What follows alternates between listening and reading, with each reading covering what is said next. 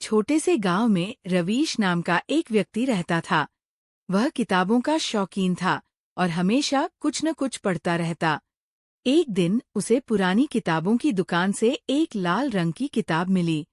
किताब पर कोई नाम नहीं लिखा था, बस एक चमकदार लाल कवर था।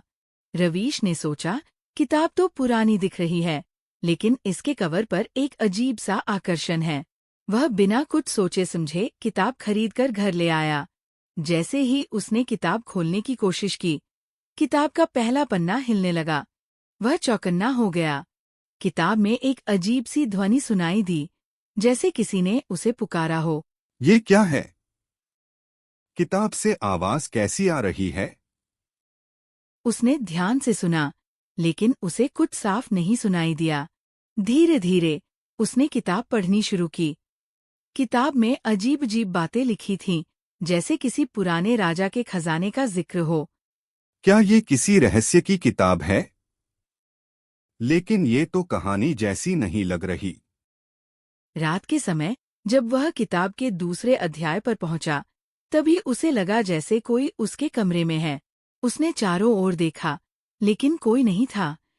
फिर उसने किताब में लिखा देखा, तुम्हारे पास अब ज्यादा समय नहीं है, खजाने की तलाश शुरू करो, वरना। रवीश डर गया, लेकिन जिज्ञासा ने उसे किताब पढ़ते रहने पर मजबूर किया। अगले कुछ दिनों में किताब में दिए गए संकेतों के अनुसार रवीश ने गांव के बाहरी हिस्से में एक प्राचीन मंदिर के पास खुदाई करने का फैसला किया। मंदिर के पुजारी, जो बुजुर्ग थे, ने उसे चेतावनी दी, इस मंदिर के पास खुदाई मत करना, ये जगह अभिशप्त है।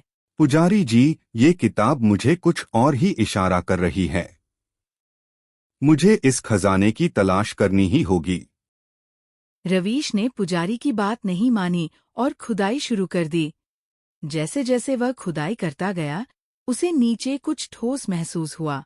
थोड़ी और खुदाई के बाद उसे एक बड़ा सा संदूक मिला, जिस पर वही लाल रंग का निशान था, जैसा किताब के कवर पर था। संदूक को खोलते ही वहां से एक तेज रोशनी निकली और उसी क्षण रवीश की आंखों के सामने अंधेरा छा गया। जब वह होश में आया, तो उसने खुद को एक अजीब सी जगह पर पाया। उसके चारों ओर सिर्फ अंधकार था। कौन है? कोई है? तभी एक धीमी सी आवाज आई। तुमने किताब को खोला और अब तुम इसके रहस्य में फंस चुके हो। मैं कहाँ हूँ? ये सब क्या हो रहा है? वह आवाज धीरे धीरे स्पष्ट होती गई। यह खजाना अभिशप्त है।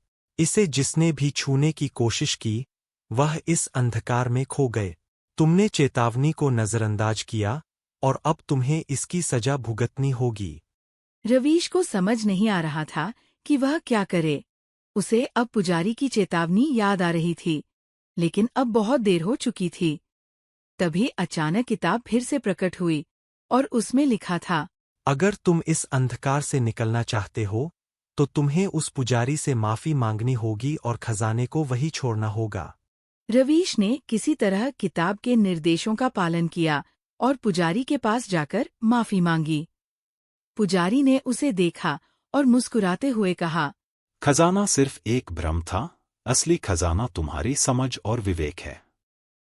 रवीश ने सिर झुका लिया और किताब को उसी मंदिर में छोड़ दिया, जहां से वह उसे मिला था। उस दिन के बाद से रवीश ने कभी भी किसी रहस्यमयी चीज के पीछे भागने का साहस नहीं किया।